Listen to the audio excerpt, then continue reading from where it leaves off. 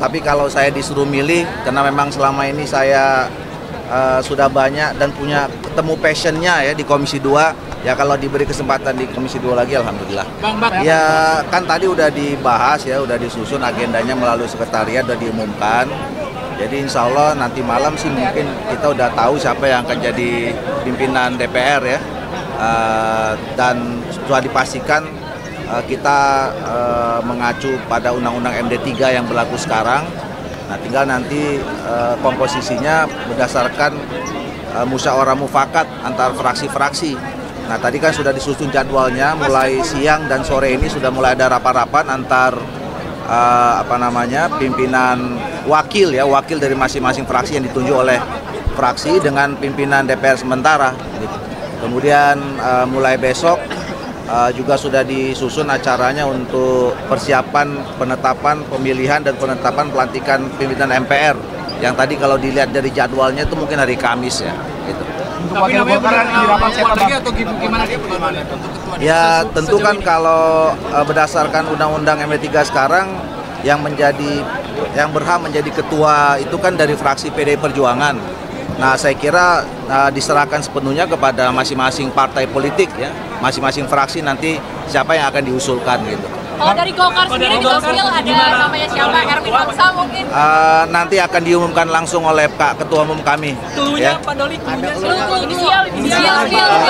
ciri-cirinya Pak Doli. Cluenya anggota DPR incumbent yang kemarin. Bang, kabarnya namanya Pak Adis dari Golkar bener bang?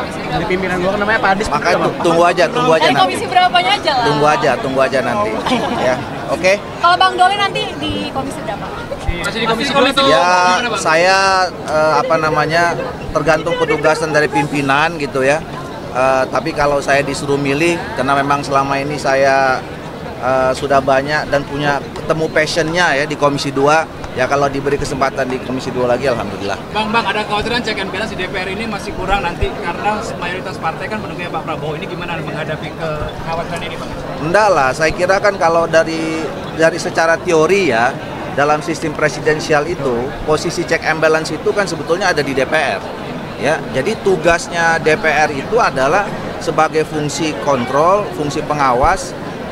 Sistem check and balance itu ada di DPR. Jadi sebetulnya kita tidak perlu terlalu khawatir ya. Dan saya kira pasti ada komitmen lah ya di antara Pak Presiden, Pak Prabowo nanti akan 20 dengan pimpinan partai politik. Kan berapa kali kan Pak Prabowo mengatakan bahwa kita ingin membangun Indonesia ini secara bersama-sama. Dan saya kira bentuknya itu nanti adalah pasti ada dialog, ada dialektika ya, ada perdebatan. Nggak mungkin untuk membangun bangsa ini tidak ada perbedaan. Nah, yang penting itu adalah bagaimana kepemimpinan ya, pemimpin-pemimpin kita termasuk Pak Presiden nanti bersama dengan pimpinan partai politik yang lain bisa membuka dialog itu, bisa membuka, ada orang yang menyampaikan saran, masukan, bahkan kritikan. Itu saya kira yang memungkinkan untuk bisa sama-sama Indonesia ke depan lebih bagus. Kalau rapat pimpinan jam 3 nanti yang akan dipimpin oleh pimpinan DPR sementara bersama fraksi-fraksi sementara akan memutuskan pimpinan DPR definitif yang akan dilantik pada pukul 19 malam ini.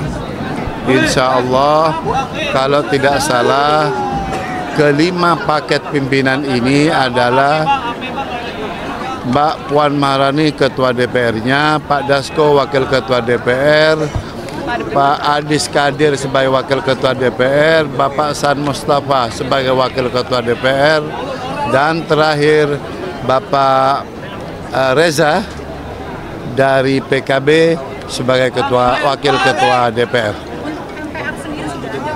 Untuk MPR karena prosesnya agak panjang menunggu dari DPD, maka untuk MPR sesuai jadwal tanggal 3 malam. Maka prosesnya nunggu setelah DPD menyelesaikan pimpinannya. Cukup? Cukup kawan-kawan ya? Udah? Aman? Pak Said, update pertemuan Pak Prabowo dengan Ibu Mega. Saya barusan bicara dengan Bapak Prabowo. Iya, kapan rencananya? Apakah ada sinyal? Sudah, kan ini sudah masuk. Pak Said, ini kan sudah masuk Oktober. Sebelum Prabowo dilantik katanya akan pertemuan. Saya barusan bicara panjang lebar dengan Bapak Prabowo, tapi sama sekali tidak membahas apapun karena khawatir media nanti dikira saya bahas soal-soal transaksional. Tapi setidaknya insya Allah sebagaimana saya sampaikan tadi pagi menghitung hari pertemuan Bapak Prabowo dengan Ibu Mega. Insya Allah. Yang pertama terima kasih teman-teman media semuanya sudah mendoakan hingga hari yang kita tunggu-tunggu sudah terlaksana dengan baik, dengan lancar, dengan tertib. Nah tentu teman-teman bertanya setelah ini apa, kan begitu. Nah tentu kami insya Allah mudah-mudahan khususnya dari fraksi Partai Amanat Nasional yang pertama secara normatif akan melaksanakan tugas dan fungsi kita. Kebetulan kami pernah duduk di eksekutif, jadi saya kira kalau ada pertanyaan teman-teman terkait dengan pengen di komisi berapa, kami fatsun dengan keputusan Ketua Umum. Kami mendapatkan penugasan di komisi apapun tentu insya Allah kami siap.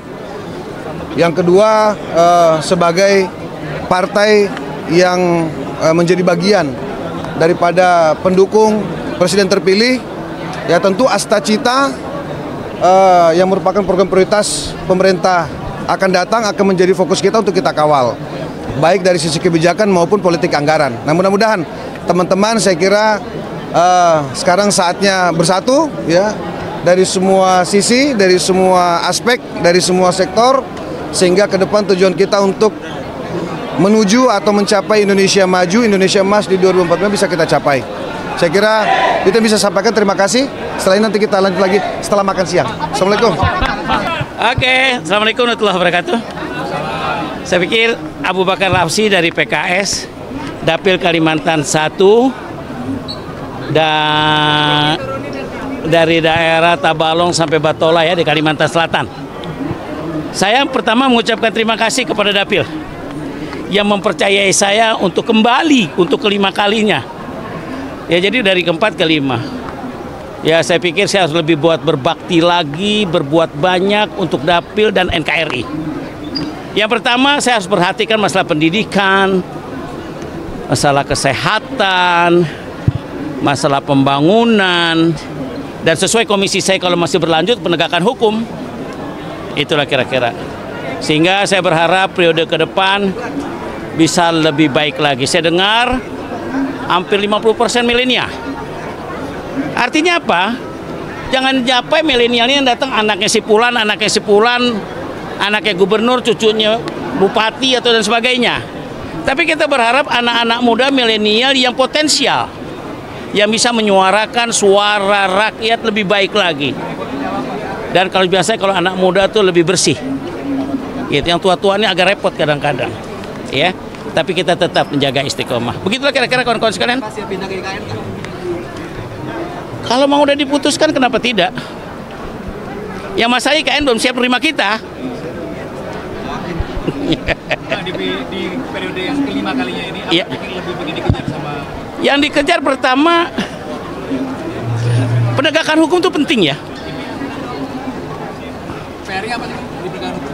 Sabar dulu dong. Penegakan hukum itu penting. Jadi jangan tumpul ke atas, kencengnya ke bawah, jangan. Kita harus rapikan alat hukum lah ya. Itu.